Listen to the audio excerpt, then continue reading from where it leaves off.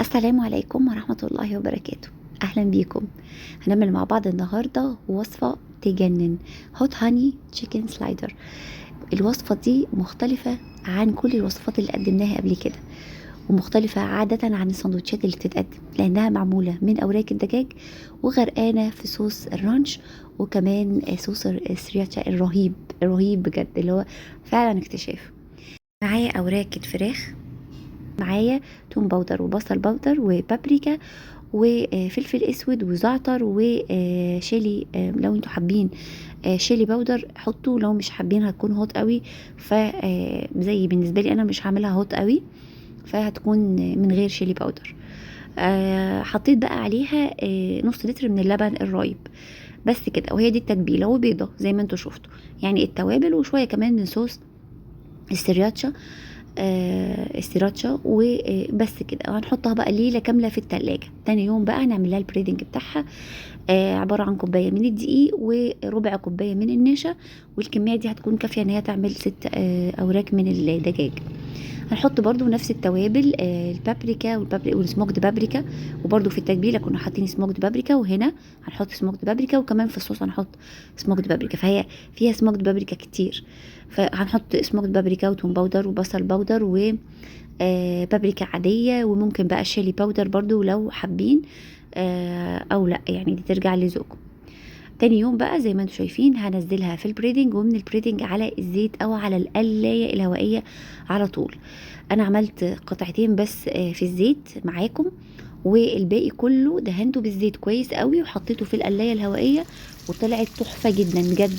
القلايه الهوائيه مع اوراق الفراخ طالعه جوسي جدا وخطيره.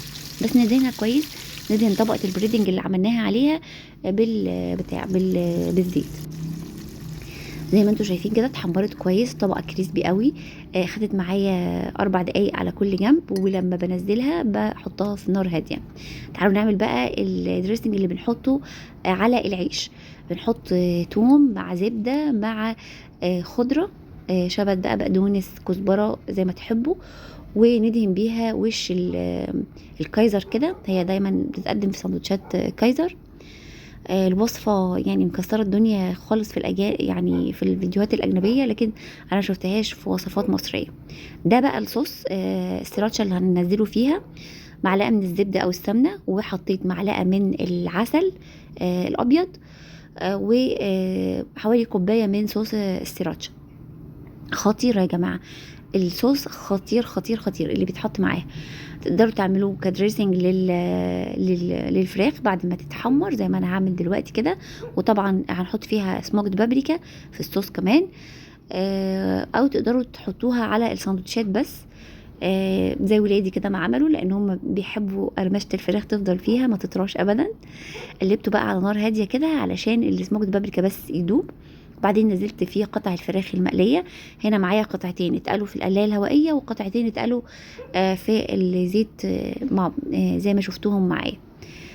والاتنين بجد كانوا تحفه جدا، وطبعا التاني اخف. نغرقها بقى فرانش صوص، او دريسنج صوص علشان يبقى يطري كمان العيش قوي. دريسنج رانش صوص. وبعدين نحط بقى الخيار المخلل. خطير معاها، خطير على فكرة. في بعض الشيفات بيحطوا في التتبيلة بتاعتها مية الخيار المخلل، بس انا عملتها باللبن الرايب بس، مع اللبن الرايب عشان يزودوا كمية اللبن الرايب. من اجمل السندوتشات اللي ممكن تجربوها، ومن اجمل الوصفات اللي ممكن يتعمل بيها اوراق الدجاج. طرية وجوسي وغنية جدا، وبتعجب الاطفال قوي قوي قوي. يعني للاطفال بقى ما اقولكوش، في حتة تانية خالص بالنسبة لهم. يا رب الفيديو يكون عجبكم. جربوا الريسبي دي جديدة ومختلفة ومميزة قوي. ان شاء الله، واكتبوا لي رأيكم في التعليقات، واشوفكم الفيديو الجاي ان شاء الله بافكار احلى واحلى. باي باي.